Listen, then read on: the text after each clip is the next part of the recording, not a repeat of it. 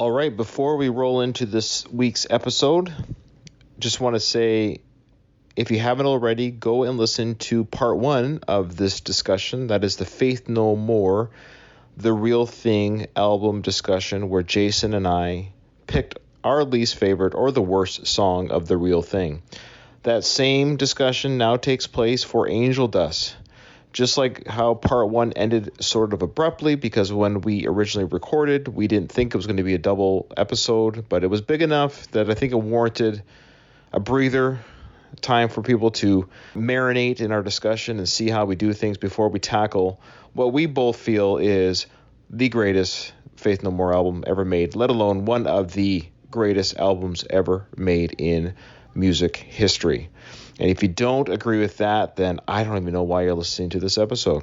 I'm going to give a little teaser here. Jason and I don't agree as much as we did in part 1 as we do with our choices in part 2. So stand by for that.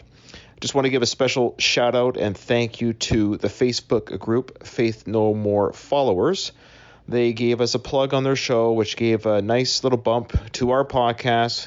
We are very, very, very grateful. And we're a very small podcast. Our listenership is just enough where we wonder why we do the show. It's that small. Thank you to all those who do listen and who listen to part 1. If you haven't listened to part 1 yet, go back and listen to it. Because part 2, like I said, just kicks off right away, almost like in the middle of a sentence, because we start talking about Angel Dust right away. So that's where this one will lead into. So again, thank you. If you have recently subscribed to our podcast because you've enjoyed our Faith No More discussions, I encourage you to go back and listen to other episodes. I hope you enjoy the show. Hope you enjoy the podcast. And I'm really looking forward to listening to this again myself, because this Angel Dust discussion is quite good. Thanks, everyone. Thanks for listening. And here we go. Cue the intro. Welcome to the worst of the best podcast.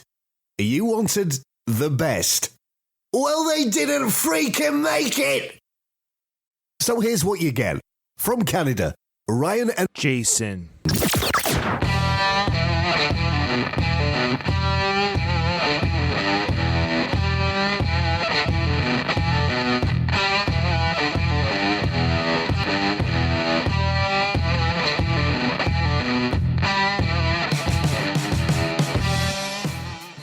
And what will transition to Angel Dust, but another thing I want to point out about these albums is the production value.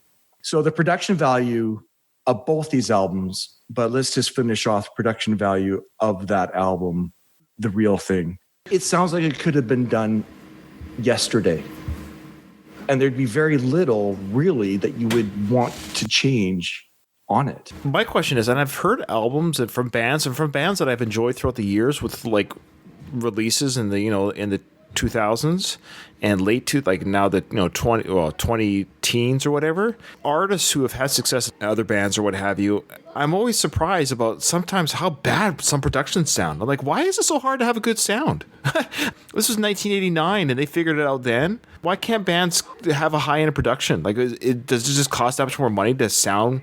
I don't mean overproduce. I just make it sound good. Yeah, sound like you actually used an equalizer in the studio.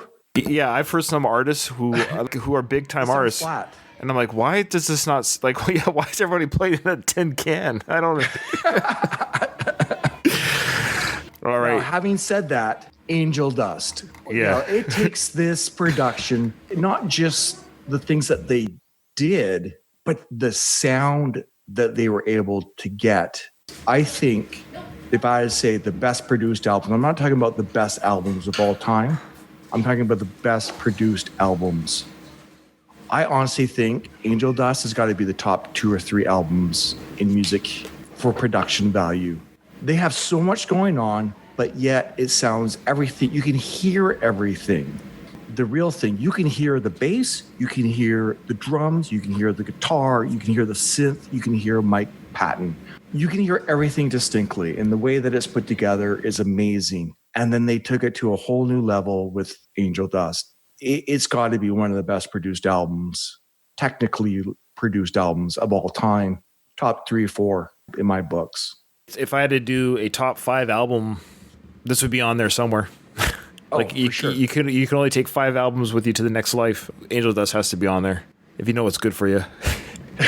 We're not subject matter experts, and we don't claim to know the history of everything. However, we know that Mike Patton was part of that experimental high school group called Mr. Bungle, and Mr. Bungle released their debut album after The Real Thing. And so people that were fans of The Real Thing and if Mike Patton in that were like, oh, Mike Patton's got another band called Mr. Bungle. And myself included, at the age of 15 when it came out, I thought, oh, Mr. Bungle's debut album. And I remember listening to Mr. Bungle. I'm like, what in the world is this? It was completely insane. And I know that it has a following, and I can listen to it now as a mature adult and understanding music and how it works and stuff. But as a teenager, I didn't understand it, and I didn't get it, though I always appreciated Mike Patton's insanity as a person. What I think happened with Angel Dust is he took his Mr. Bungle type, or the Mike Patton that he is, and now he's like, hey guys, I'm now here not just for the lyric writing. I'm now a member of the band. My creative juices are now going to mix with yours,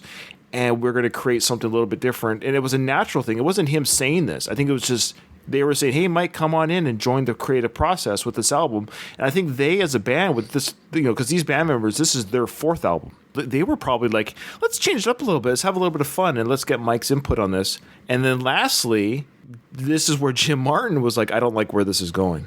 Yeah, which is really unfortunate. Yes. I think for the band and for the sound and the image, because even Jim himself had that unique look to him and that unique guitar sound. Talking about Mike Patton's stamp on this album, I would like to know what they would consider his stamp, because I'm looking at the music. He really only, as far as the music goes, he wrote lyrics for every album. I'm sorry, for every song. But his musical is like 4 songs. I'm reading 4 or 5 songs, music-wise. Well, we can go through when we go through each song. Sorry. I'm just looking at the track list, and I didn't quite catch his name, but he actually did, yeah. His hand is on every song. Yeah, well, we can go through it quickly, and you can see which songs are more Patton songs, and for obvious reasons, how they sound. Well, let's just get into it, because it starts off with Land of Sunshine. Land of Sunshine is such a great, fun song, and it's a great track opener, and it's a nice way for the Faith No More fans of The Real Thing say, oh, great, a new Faith No More album, here we go. So they listen to this, and they're like, yeah, this makes sense. This makes sense, what I'm hearing right now. And it does make sense, and we'll get into how quickly it stops to make sense right after that song. Like, I talked about The Real Thing, and I remember on my scout trip listening to it over and over again. So by this time, we had our ghetto blaster. Remember our ghetto blaster that we bought? It was a Hitachi, was it? The Hitachi had the double tape deck. Double tape deck. You knew double tape deck, man. So you could record tape to tape, and CD to tape. When you were able to record CD to tape, you were just like, your Sony Walkman became an MP3 player. Yeah, we were able to do our own track listing. Playlist. Yes, yeah. Right. We did our own playlist. And then we had to go buy the longest mixtapes we could find. Like, remember you could buy like 100-minute tape. Being able to record onto those tapes, yeah, it was like a mind-blowing experience, because you could just do your greatest hits, whether it's all the love songs or whatever, your mixtapes that you can. Oh, this is the romantic mixtapes. Yeah, that's right. The soul song with the girlfriend's in the car. You play the GNR ballads. Then when it's your buddies, you're playing all the hard stuff. Yeah. So anyway, I remember grabbing the CD, going into my room. I still can visualize myself, Ryan, right now. I'm reliving it. I put the CD into the Hitachi Ghetto Blaster that me and you bought. Remember the times when you used to actually open and look at the booklet and read? For young listeners, this was 1991. This was 28 years ago. The aesthetic. 92, right? Sorry, my bad. So this was 1992, 28 years ago. And the aesthetic of holding the CD and opening up the liner notes, reading on the liner notes who wrote what, the lyrics and music by so-and-so. I remember being a teenager really taking into account, who wrote what. We were invested. Yeah. Completely invested in what we were listening to, what was being sung, why they were singing what they were singing, all of it. It wasn't just, I want to just have this music that's just Like a lot of the lyrics today in pop songs and stuff, how much is repeated? They probably got like 5 lines and they just repeat those 5 lines in a song over and over and over again. No real chorus, no real beginning, middle, and end. Song structure is pretty simple nowadays for most pop stuff that you hear on the top 40. But these musicians are committed to their craft. There's a reason why they do everything. There's a reason why they have the track listing the way that it is. It makes sense to them. And we desperately wanted to get into their heads. We desperately wanted to understand why they wrote the lyrics that they did, try to somehow gain an understanding of these people that we admired so much and gave us so much fun and happiness in our own life and entertainment. I remember lying on the floor, the CD booklet in front of me, pushing play from beginning to end, and I was in shock. And it started with Land of Sunshine, and it didn't stop. But Atlanta Sunshine, and we're thinking, okay, here we go. This is a Faith No More album. All in all, it's what we could expect when a band matures.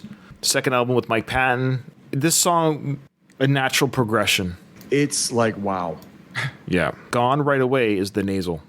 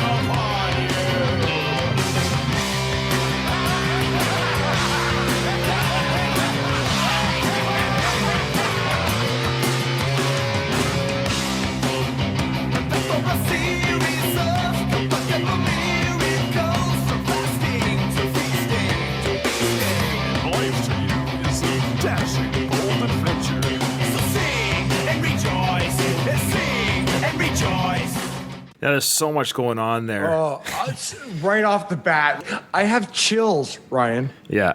I have chills.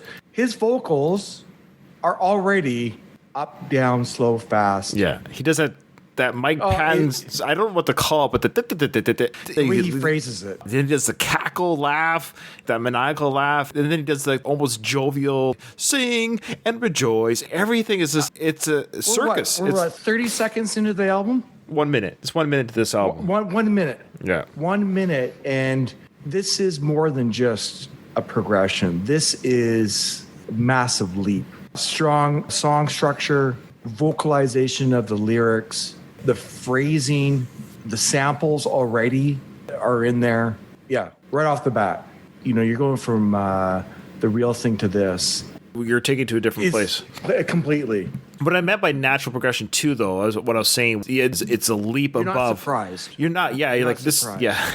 Yes, this was their second single. So their first single, and we'll get into, was Midlife Crisis. So their second single was Land of Sunshine, but this could have easily been their first single, and it would have just worked just as well. The second track on this album, Caffeine, fan favorite, rightfully so, concert favorite. But when we first heard this in our tender young ages of teens in 1992, I would have been 17, you would have been 19. We were very seasoned metalheads. And at this time, we should also note that we went back and got the back catalog of Chuck Mosley's Faith No More. And I remember enjoying those quite well. We reversed engineered our fandom of Faith No More. I mean, we were introduced with the real thing and then went back not knowing that they had 2 other albums. We just weren't exposed to that or knew that Yeah, there's no internet back then. We didn't know. We just picked up these albums like, oh, it's a different singer. As the Chuck Mosley syndrome will do, you're like, what? That's not Patton. But then once you recognize, hey, this is just good music with a different singer, different style, different attitude, it's just fun music. And especially the Introduce Yourself album has some incredible songs. Chinese Arithmetic, and Song, R&R, Blood. Those are some wicked good songs on that album. Like, just amazing rockers. But what I love when Mike Patton does those live, he kind of mimics and keeps the same tone as Chuck would do. Yeah. which is a nice way of him saying he doesn't try to just drown Chuck's vocal abilities. He still makes it kind of Mike Patton Chuck like. Okay, so the second track, Caffeine, should note who wrote this, and it's this is what I'm saying. So the first song was written by Gold and Bottom. That makes sense. Roddy Bottom and Gold. They're the primary music writers for every Faith No More song. So the second one had Patton's influence, or Patton has a musical writing credit. It makes sense, as we'll find out right now. So I remember when I first heard this, I'm like, what is happening? Those poor dogs. Yeah, those poor dogs.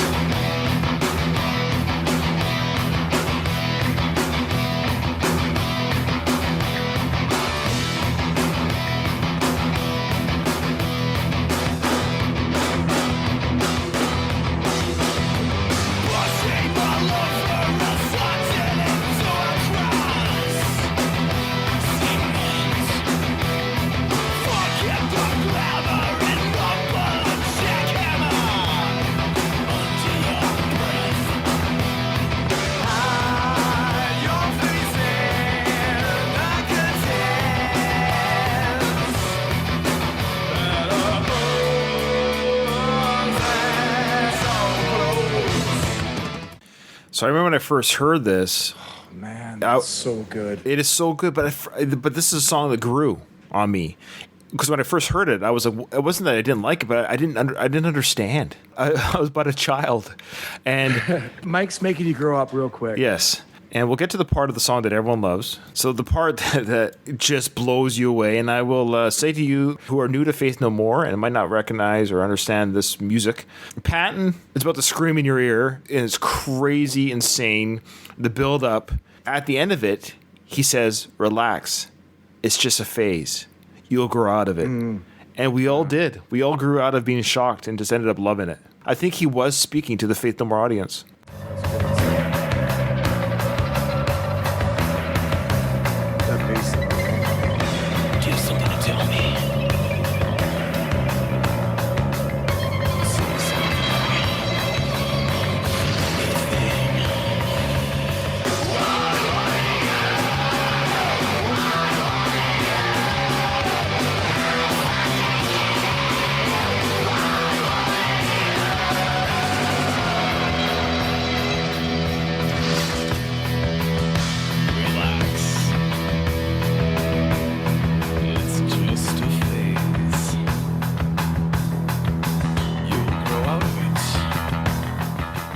I love that. And I heard you say, the bass line.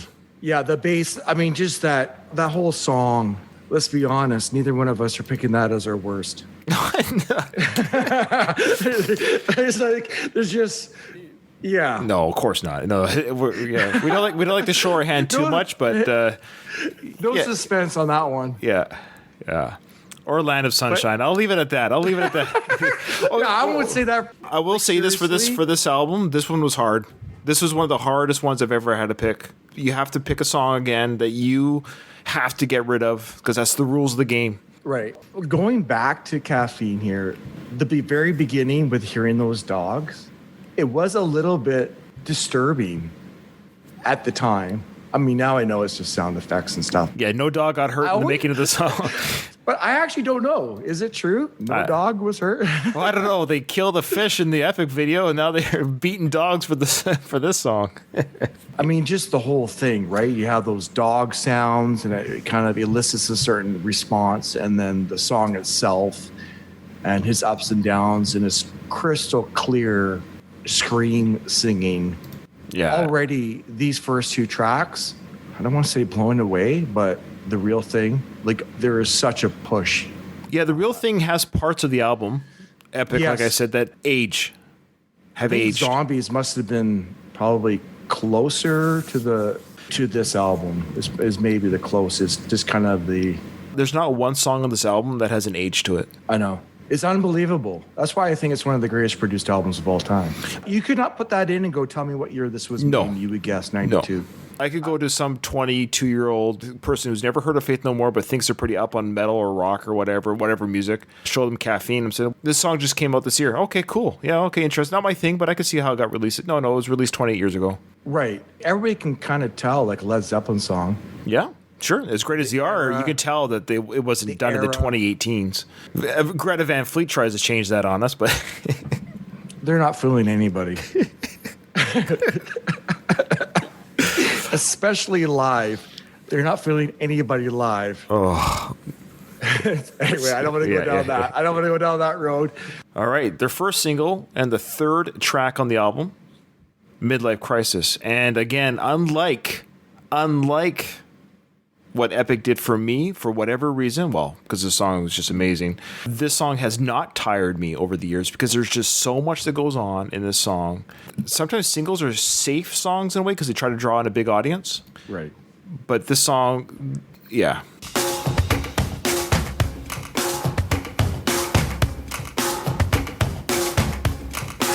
So I'll just stop right there before it kicks in. So right away, we're like, oh, yeah, again, it has that Faith No More drum that Borden's so good at. You just recognize it right away that it's a Faith No More beat. And then Mike Patton takes his scat-a-tat-tat, rat-a-tat-tat vocals to a whole other level.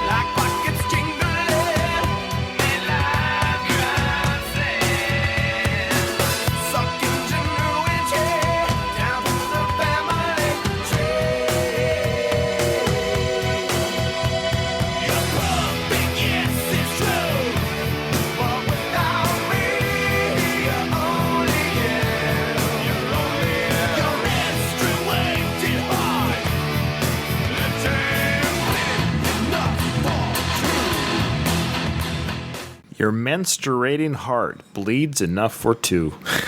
It's unbelievable. The way he phrases, I'm not sure if that's the wording to use, but the way he phrases his lyrics, there's singing, there's kind of talk singing, then there's straight singing. When he's writing these lyrics, I would love to know if he knows how he's going to sing those lines while he writes, or is this something that he has to come up with later? Because to be able to phrase these lyrics so differently from one line to the next is genius. It is genius. To give a shout out again to the Faith No More podcast Croissant, and I hope they're listening. I hope they've given this a listen because they're huge Faith No More fans. They explain that process that Mike Patton does to write, because Mike Patton has been asked over the years, what did this lyric mean or what did that mean? He kind of writes his lyrics like an instrument, and so he does know kind of how he wants to sound, I think, when the song is being done.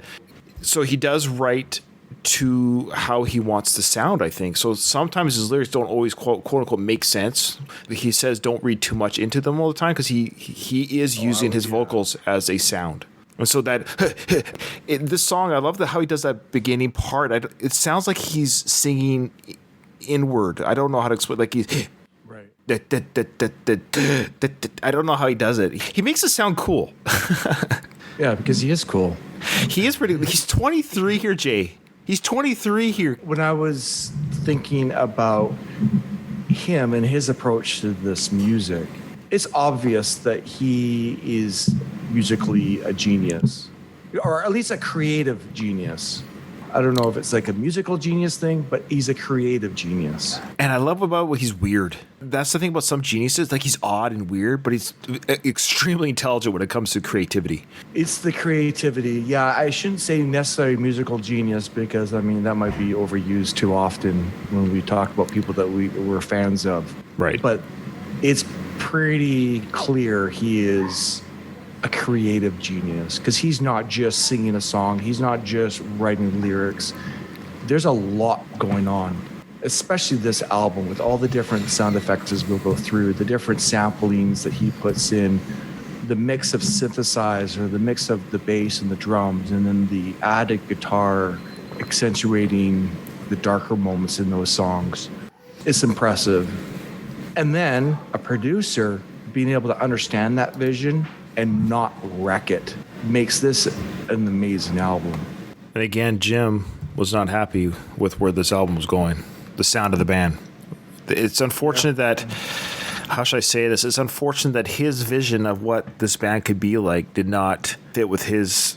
He says right here, I quote, following the success of their previous album, The Real Thing, and its subsequent tour, Faith No More took a break for a year and a half before beginning to work on the new follow-up, Angel Dust. During this time, Mike Patton rejoined his high school band, Mr. Bungle, to record their debut album. This situation had an effect on the band, since drummer Mike Borden thought the writing process was like the state of a magic slate having been completely covered in writing, and there was not any more room for any more writing on that slate. So we all went and said, all right, and erased everything and started writing new stuff. So it sounds like the band, maybe without them saying it was Mike Patton, but the founding member of the band, Mike Borden and Roddy Bottom, the guys that were there at the beginning when it was called Faith No Man still, it sounded like they got rejuvenated with Patton's creativity. We're talking about creativity. They reached a new level. So they all decided, quote, to not play it safe on this album, instead take a different musical direction, much to the dismay of guitarist Jim Martin. The only thing I could say to Jim Martin's defense, despite how amazing this album is, it wasn't the commercial success that The Real Thing was, sadly. Because this album it's different. Well, it's completely different. I'm not discrediting the genius of the album. It may have thrown people off the trail a little bit. We could see the rest of the history of the band. The next album after this, which we won't go into, with this album kind of maybe pushing some fans of The Real Thing away, and then Jim Martin leaving, the band never had the commercial success that they used to have. It's too bad. Imagine if Jim was behind this sound. Yeah, if Jim Martin had stayed, even the next album could have been stronger. Because not every album's going to sell the same as any other album. No artist is doing that anymore. Right. But maybe Jim Martin was, I see the writing on the wall. I don't want to see what I had thought it was supposed to be. I could see how this maybe alienated some of our earlier fans. I don't know enough about him. Maybe he felt disgruntled that Mike Patton was putting up with this amazing. Maybe he just felt like he was being pushed aside. I think if he had been on board, like, oh man, this is amazing. I love everything. I love how everything's sounding. Yay! They would have loved to have him stay on. I think it was just I think so. I think it was just a question of they had no problem with Jim's playing or his ability or his love of music. But I think at the end of the day, it was artistic differences. And I think the band kind of chose Mike over Jim. Why wouldn't they? Mike's a star. He's a star.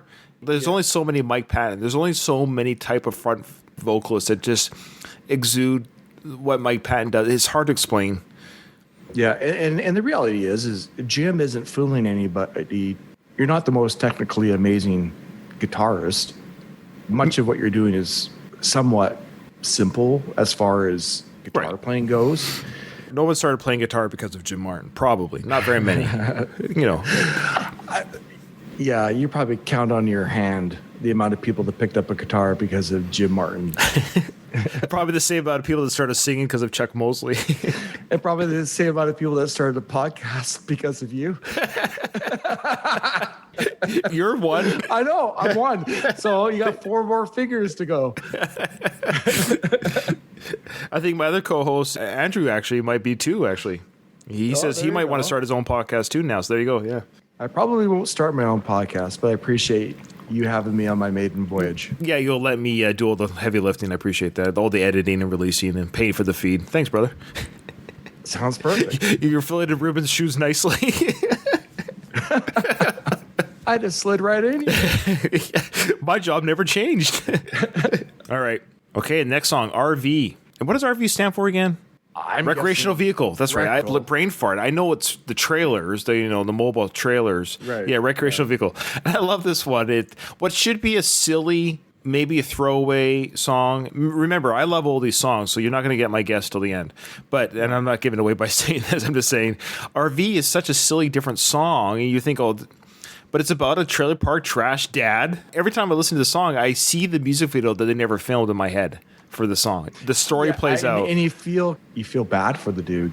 Yeah, Mike Patton really creates a character here in this. Yeah, and the way the song again, it kind of starts off a little bit for me weak, and it might be this is an easy target, but the way that they finish the song, yeah, strengthens the song. I love how Mike sings at the end. Let's get to that right now. Yeah, yeah.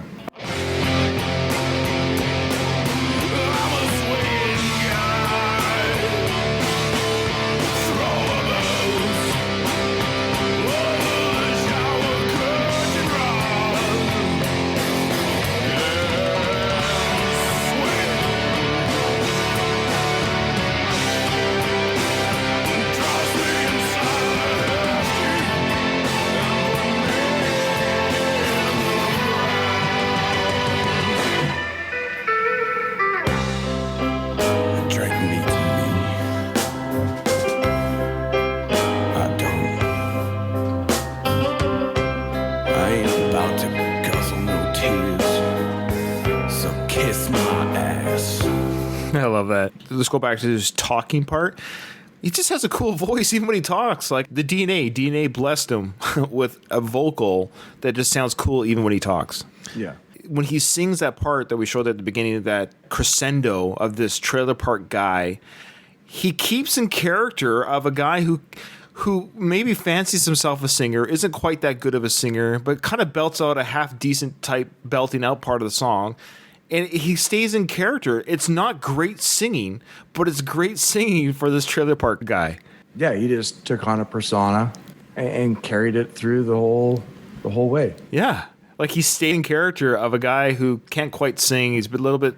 I just love how he does that bellowing out, the moment in this guy's life where he's showing the world that he can, what he thinks is singing and his moment to shine. And also the band itself. I mean, it's very different than the way many of these songs are put together with tons of sampling, sound effects, that typical Faith No More bass drum rhythm section. It's a very just stripped down sound that separates itself from the rest of the album. But stays in Faith No More character, yeah. So the fifth song of the album, Smaller and Smaller. Love it.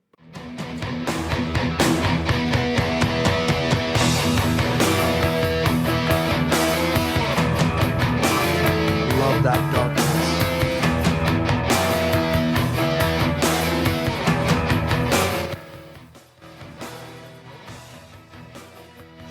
Sorry, what were we saying there? Oh, it's good. I just love the darkness. The darkness of the way the song starts.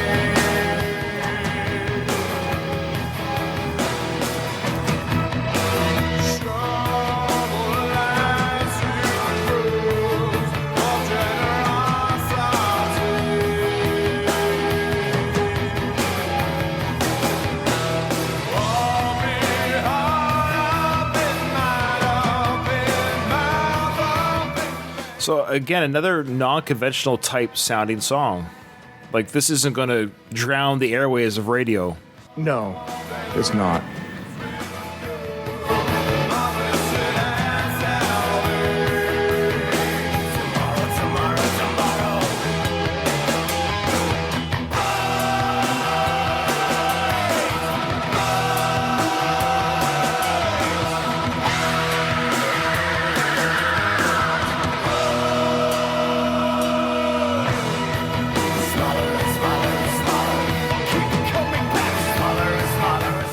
I love the kind of dark foreboding of that song.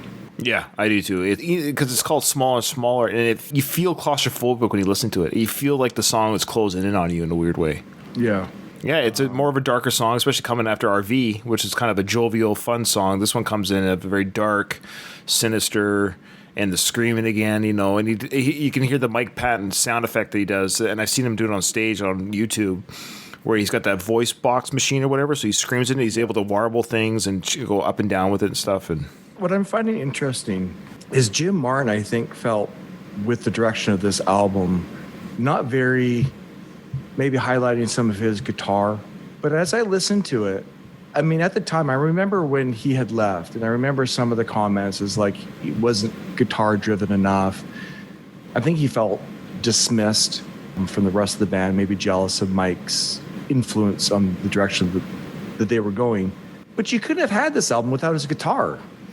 Yeah, it's prevalent in every song. It is. And so I think there's a jealousy thing there going on more than anything. I felt that way from the very beginning, and that's kind of what I'm leaning towards that too. And I hate that term because it sounds petty, but I guess they were still kind of youngish back then, 28 years ago. I think Jim was probably pretty close to Chuck. I think they were the beginning of that band, and this is now the fourth album. And Mike Patton, this kid comes in, this Maverick Top Gun dude comes in and shows everyone how it's done, and he maybe felt like, hey, dude, we've been doing this long before you were, out of junior high. Right. Yeah. And Jim's a little bit more old guard. He's a little bit more old guard. I think, there might have been... This is my pet. Yeah. Yeah. So understandable. I don't begrudge Jim. It's just too bad. I think Mike did not drive Jim out. I think Mike might be eccentric. Mike Patton might be eccentric. He might be a little bit weird, but I don't think he's ever... He works with a lot of people. You don't hear anyone saying, like, Mike Patton's a jerk. Have you asked Axl Rose? Yeah, I know. But Axl Rose is no... Axl, and I love Axl, but he's an easy target, man. And I think Mike Patton knew that. Yeah. Hey, here's some orange juice, Axl, if anybody knows that story. Yeah. That's Mike Patton being... If Axl was a jokester back, it would have been gone anywhere. But Axl does not have a sense of humor, I don't think. I know. No, especially when it's directed his way. Axl likes Andrew Dice Clay. That's weird. He's got love with us. That's weird. Wow, I think they're just friends. Yeah. Andrew probably likes Axl more than Axl likes Andrew. Like, I wonder what makes Axl laugh. But Axl Rose is a harsh critic on himself already, and I think anyone that adds to that, because we know he's a perfectionist. I think being a perfectionist by nature, whereas Mike Patton's probably not a perfectionist. I think he's just naturally pretty awesome what he does, but I don't think he gives a flying, you know what, if it comes out, however it comes out. He does it, he creates it, and moves on. Whereas Axl mauls and mauls over things and takes too long. He paints himself into a creative corner, I think, by doing that. Yeah, he's already self-critical, so if anybody's even remotely critical of him, is devastating. I'm sure Mike Patton has read reviews on his albums or heard them. Do you think he cares? Probably not much. No. Yeah. Interesting. Yeah. Fun little side. Yeah, sure. Small and smaller. Yeah. That's there's a part in the song. Let's see if I can find it really quick. Yeah, I love this part here.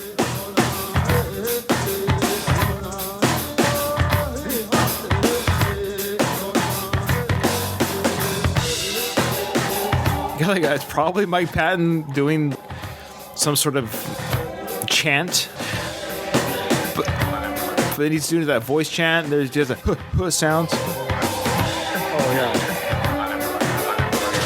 And then the build-up that comes up here.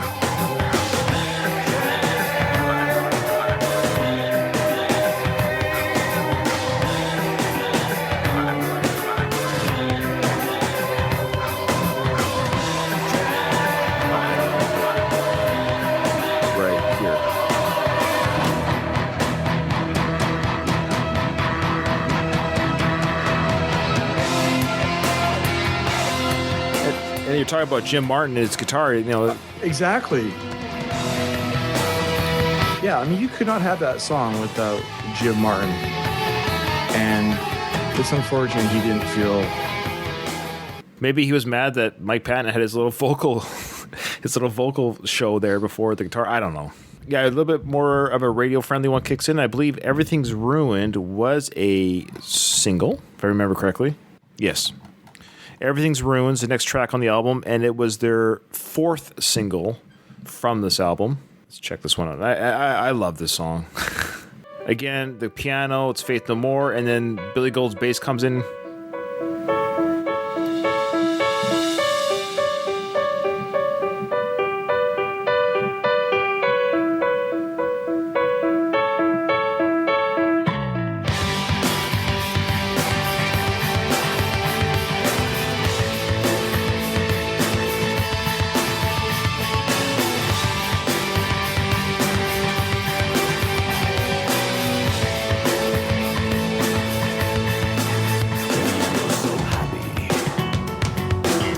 If that doesn't sound like Faith No More.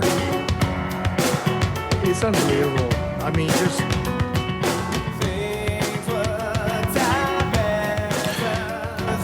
So I think there was a very creative choice to put this kind of near the middle of the album. They experimented a little bit with caffeine and smaller, it's a little bit dark. And this kind of comes in a little bit like, hey, don't worry. They're still very Faith No More, very bass and guitar. And this speaks to why it was a single as well. If this gets on the airwaves, it's still very Faith No More without shocking the audience, so to speak. Yeah. Still a step up from anything on this album. Yeah.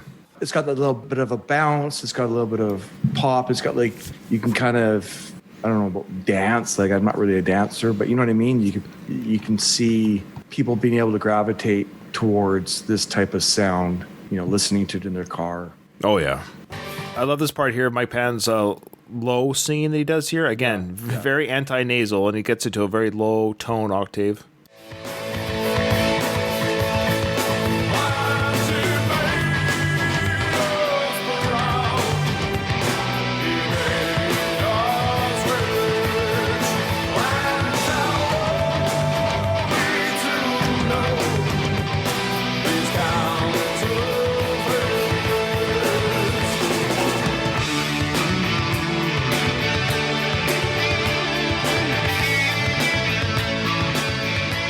And then Jim's guitar playing, his guitar solo.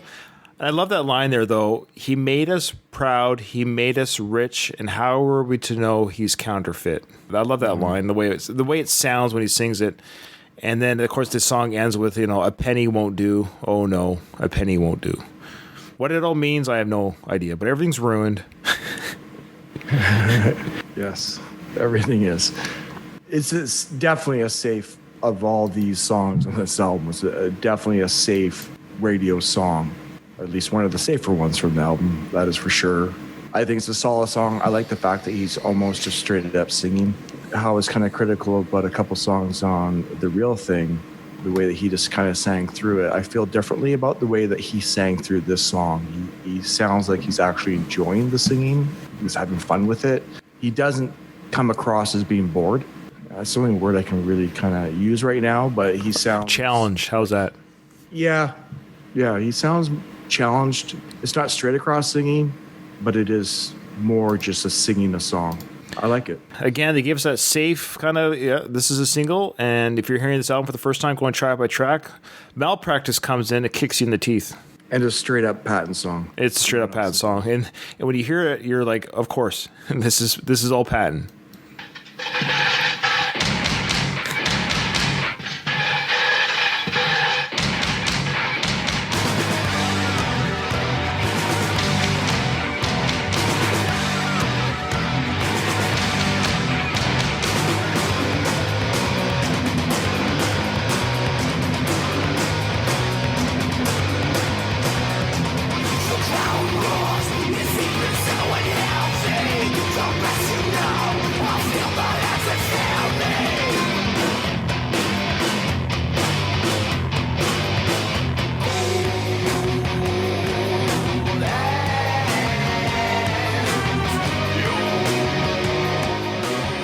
I love that when he's screaming, the crowd roars, and he's screaming that. Yeah, and he's like, you know what? With everything's ruined, you thought we were going to go do the real thing the rest of the way?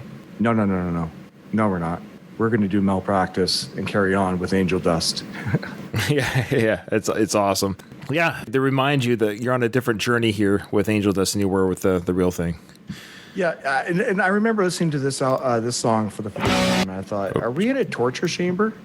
Yeah, the creaky sound. Chamber? Yeah, those are either the device where it pulls people's limbs off, or are we listening to dungeon doors opening, creaking open, or it gave me that Malpractice. Kind of like, are we in a dilapidated surgery room or experimental room or something? Yeah, I gave you that creep out vibe. It's a song at first, when you first heard it, when I was young, teenager, I wasn't behind it, but it challenged me. And I appreciate now more than ever that it did challenge me, because I love the journey that it takes you on. You listen to what actually Mike Patton is doing. It's not a conventional song. And the fact that they threw this on an album, the record label probably were just like, oh my goodness, what are we doing here? This is Mike Patton saying, you know what? I've got the equipment, I've got the budget. I'm going to do a Mike Patton song. You guys want to play it? And they did.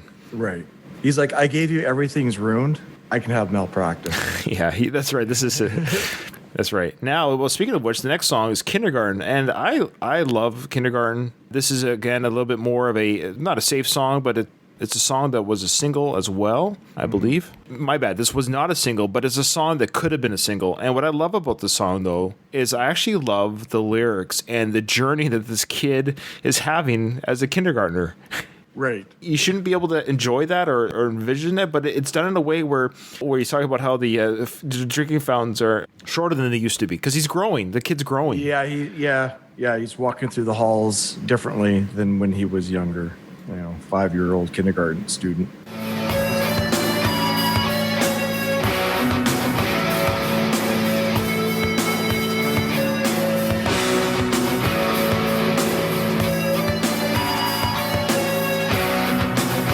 A very Jim Martin heavy song again.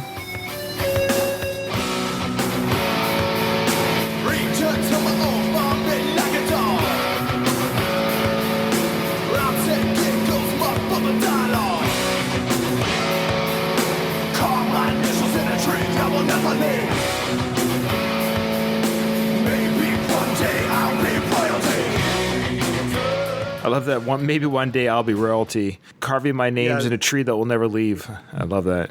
Yeah. And there's a part in the song I really love. The build up at the end. I want to get to it here. This part here, I really like this part in Kindergarten where it gets a little bit heavy and dark at the end. Mike Patton's a little kind of his. I don't know how to describe the sing talk that he does, but he does it here really well. The bass. Oh, I know the bass.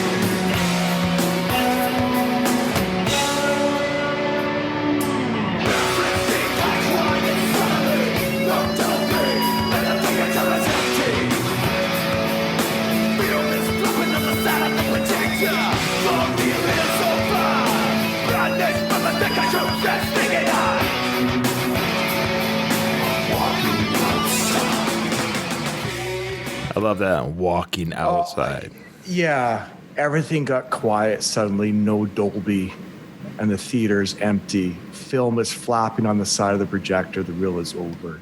Like, unbelievable storytelling. The way that he phrases that through his singing is genius. Agreed. Agreed, yeah. I love that.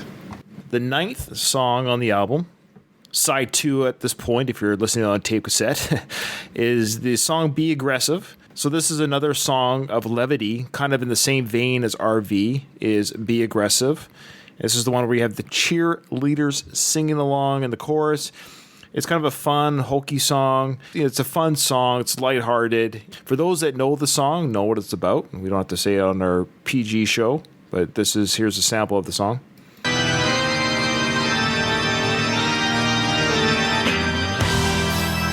It's got really that dark beginning, and you're like, but then it turns into kind of that carnival. Yeah, exactly.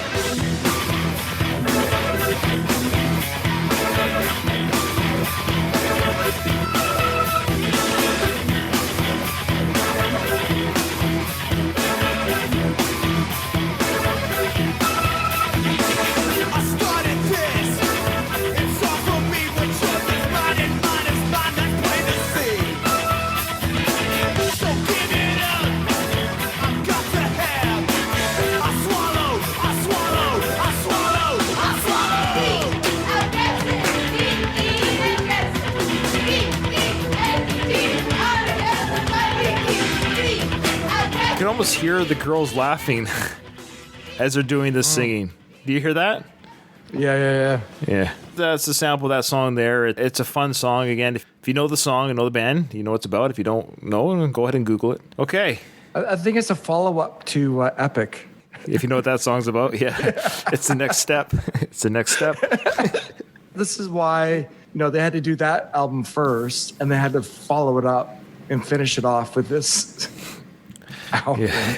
If you can't be aggressive, you can be epic. All right. I remember when this song was released as a single because the music video was so high-end, so good quality. It really adds to the song. It's a small victory, incredible song, incredible music video, and I don't think they've ever topped this music video.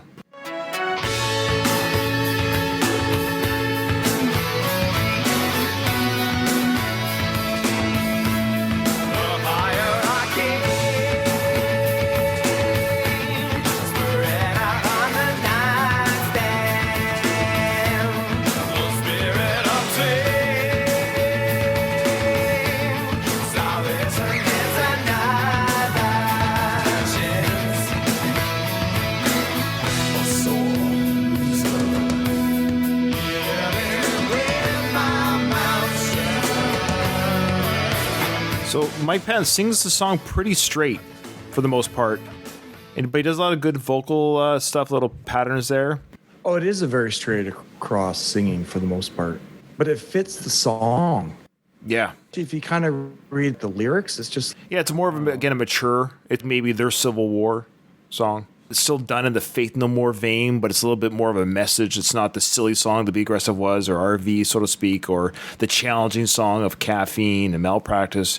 But it's a kind of a serious song in the sense of the subject matter and the point they're trying to get across.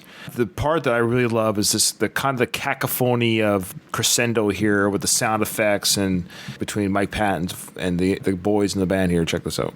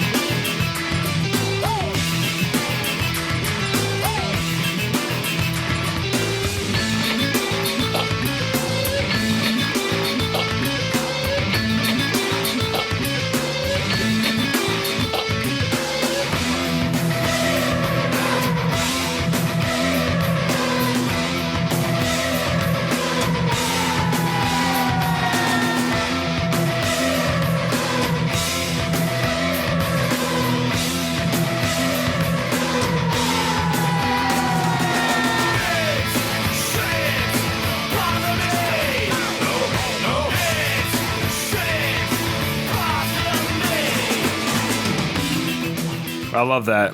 Yeah, the synth going in there, that extra effect that provides, as kind of a more hard rock, heavy metal background, but enjoying this band, it made having those keyboards on stage and in the song work, and it did feel cool. That song would be so different if they didn't have the ability to use those synthesizers to add effect. Let's see here. Who wrote that?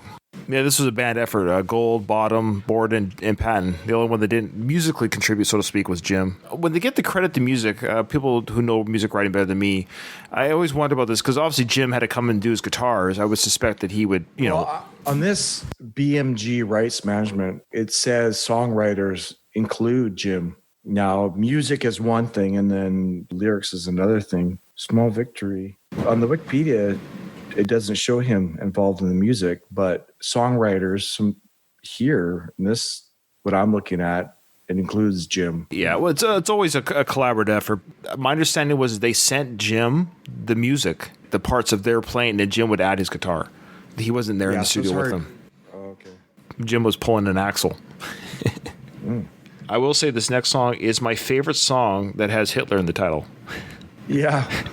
It's rare that Hitler can be brought up in such a positive way. Yeah.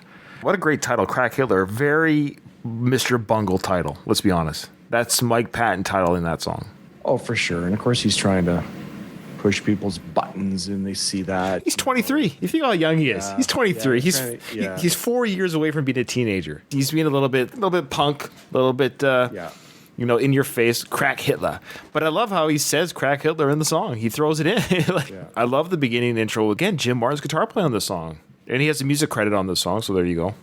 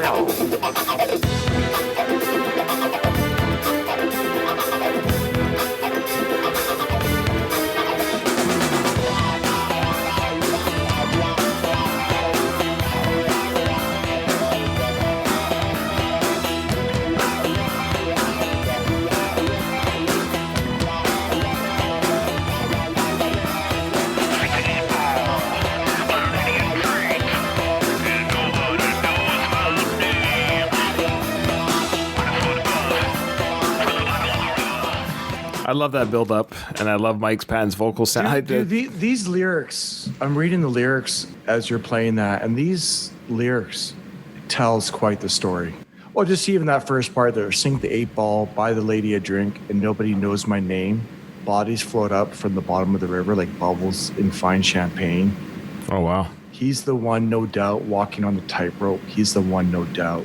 And it just carries on. Another line, and a shadow called danger, hiding in the sheets and on the streets in the hearts of every stranger. Like these, yeah, it's quite the story. So here's when he does use Hitler in a song. It's in quotes. In regards to the usage of the drug, it modified my personality to the extent that I was highly irritable. I was like a crack Hitler. There you go. Yeah, I mean, it makes sense. Here's this person who's describing how they're feeling, going through whatever emotions, and he recognizes that he was just like, I'm not a good person. It altered my personality. I was like a crack Hitler. Interesting. And I love that song. I do. I do too. Yeah, for sure. I mean, this is such a strong song. I love how it ends. We won't play with how Yeah. I always wonder how did they come up with how did they decide they're going to do that? It's just I know, because if I walked around going ooh, people are going to look at me and go like, you're weird. But somehow these musicians can do it. They're cool. I don't. So this last song, the music is credited to Jim. It's just solely Jim. Right. And you would think this would be a Mike Patton production, so to speak. It's almost like Jim saying, you know what, fine, Patton, I'll show you I can do your song type of song too. And I'll tell you what I love about this song, believe it or not, and this is... Why are you laughing? We'll follow crack Hitler. Well, do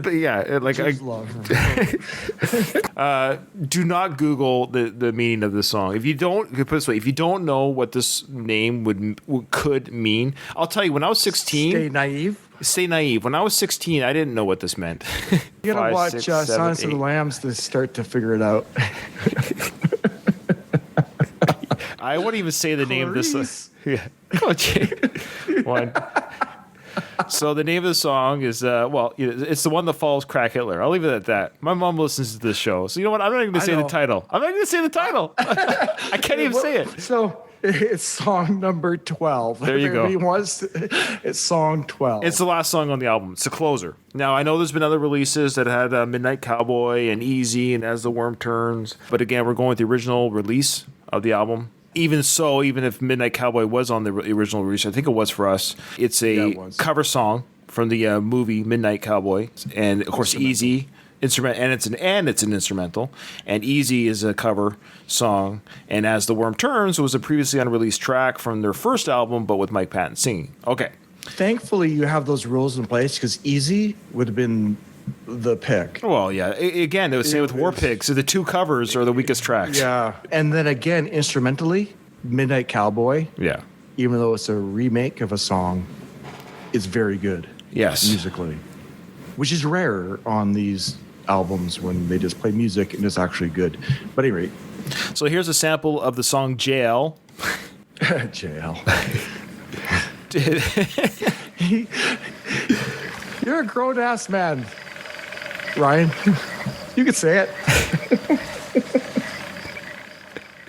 This has a feeling of a Mike Patton sound, but it's a Jim Martin production.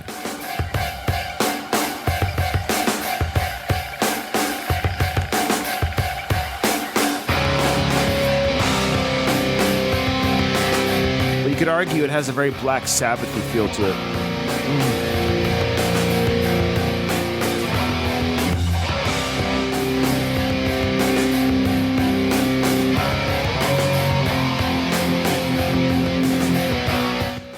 There's two parts of the song that make the song amazing. This is why Jim wanted this song, because he wanted to do this. He wanted to do this once on the album. Patton comes in with some screaming that's just amazing, and then the Jim Martin crunchy guitar. And I think Jim just wanted to ride that crunchy guitar all the way through. Check it out.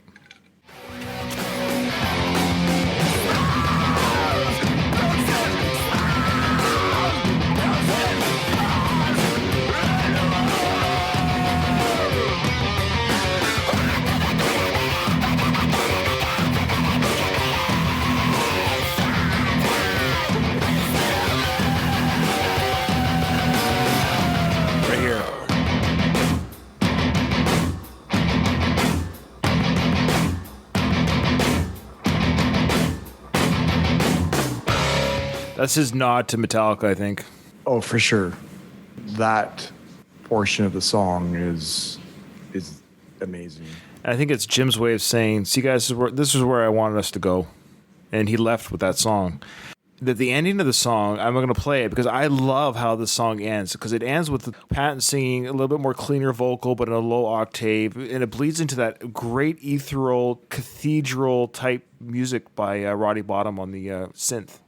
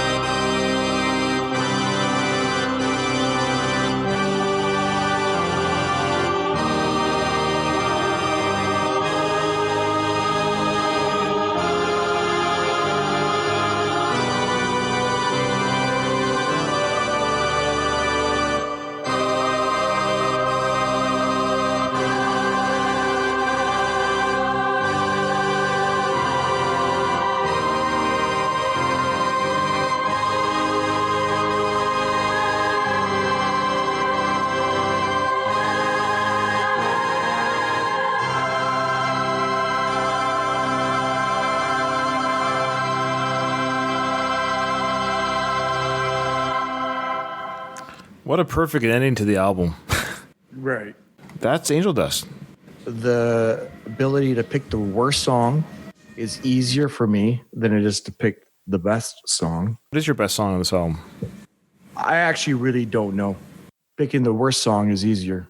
I don't know if I could pick legit one song over all of them. Give us your worst pick. Yeah. Before I do, this is a masterpiece in production. No one would ever listen to this and think that this album was put together in 1992. It could have been done yesterday and no one would think anything of it. But as Mike Patton sang, I'm sorry, in the last song, that is my pick for the worst song on the album, Jizzlobber. Oh, wow. Really? Yeah. Sorry, Martin. Martin, Jim Martin. You didn't want to be a part of this band anymore. Oh, jeez. Wow. And this is your big writing credit on the album? Wow, savage. It's Jason coming in savage. I'm coming in hard. RV for me was close, but I just don't know if I can listen to this song over. The little middle piece where it's really heavy, I love, but just as a song in general, to throw that on over and over and over again, it would get old for me. RV provides just a little bit more, barely, just a little bit more. I hear you. Unlike our last talking about the real thing, where we could kind of see why we picked what we picked, I have a hard time seeing I understand what you're saying. I think I felt that way when I first listened to this song back in the day, but it's a song that over time, I love the power ending, and it saves it for me. Actually, it's the reverse for me. I quite liked it. I hadn't really thought much really one way or the other with it, but as listening to this album a couple times the last day or so, I just don't know if I would really want to hear that over and over again. If I had to put a song on repeat, I'm not sure if that's the one I would want to hear over and over again. RV is for me a close second, but yeah, I just think it's easier to stomach over a longer period. If one song was on repeat more than the other. Interesting. Kind of how I'm viewing this decision. Anyway, so yeah, track 12. I'm leaning towards what you're saying regarding RV, but my argument comes in with RV and Be Aggressive. We already had with RV kind of a light comedic song that's a little bit silly, a little bit fun. And this album is not a fun album. It's not meant to be, quote unquote, a happy-go-lucky type album. It is heavy, it's dark, it's aggressive. Speaking of Be Aggressive, it's a punch in the gut, in the face. And that's kind of why I like Jizzlobber over these other twos, because it ends the album with a hardness, and then it ends with that little soft melody at the end of Roddy Bottum's playing. If you put that song in the middle of the album, you might not have that sense. Maybe not. I do look at this as a whole, though. As an opening and closing song, because you got the Land of Sunshine, and then this closing. To me, it makes sense. However, for sure. But however, RV and Be Aggressive, I feel like we already had RV, and so when Be Aggressive rolls along, it's a song that has aged poorly for me. Both of what it's about, I don't think it ages very well. I can see why a 23-year-old wrote it. I'm just looking at it through 44-year-old eyes as well. I think it was a fun, silly song to sing along with as a teenager. And the girls singing their little chorus. I'm never a fan of spelling in songs. How do you spell it? BEBAGRESSIV. It's like, MISSISSIPPI. Like, spelling in songs has never been fun for me. That's my worst pick. Could you imagine you having to pick Respect? The song Respect. Is that RESPCT? Oh, classic. You stumped on that one. Yeah, it's annoying. It's annoying. At the end of the day, it hasn't aged as well for me, and I could be happy if I never heard it again. And I don't put this song ever to listen to. When I'm listening to this album, I'll skip it. Okay, that is interesting. You know what's also interesting is only one band member wrote that song as well. Bottom. One band member wrote the song Be Aggressive. You're right. I mean, probably behind RV, that's a fairly weak song. For the most part, only one band member wrote Jizzlobber, and that's the one I picked. Mike Patton may have had some help on the lyrics on that one, but as far as songwriting goes, it's basically a Jim Martin song. Two or three of the weaker tracks are not a band effort. Not really a band effort. And that's not surprising. Any band that you like, whoever's listening, think of a band that you like and think of that same band if they had a solo project from that band. I guarantee it wasn't as good as the band stuff. There's something to be said about a collaborative effort. Ask Duff McKagan. His solo career. His solo career went. Bless his heart, eh? Bless his heart. But no, he's part of a bigger project, and it's just weird how some people just, not every band, but not everyone could be a Phil Collins, or Michael Jackson. Or Michael Jackson. Yeah, Michael Jackson is an extreme example, stepping away from the band and eclipsing your previous efforts. There you go. That's it. That's how it goes. Remember, in front of every silver lining, there's a cloud, and we're here to help you find that. Jason, thank you so much for guest hosting, and we hope to have you on again. I hope this becomes a more regular part of my life. It was fun. Yeah, maybe I won't have to invite myself next time. Maybe blood's thicker than water. I'm sure we'll have you on again. I appreciate it. Thank you for giving me a chance to do this. It is my first time ever being on a podcast. I hope I didn't drive away the one last downloader that you have, our mom. Hopefully she's willing to. She might not have downloaded part 2. Mike Patton scared her. Anyway, it was fun. Hope I can do this again with you, Ryan. You bet. It. Of course. Okay. All right. Take care, brother. Yep. Bye-bye.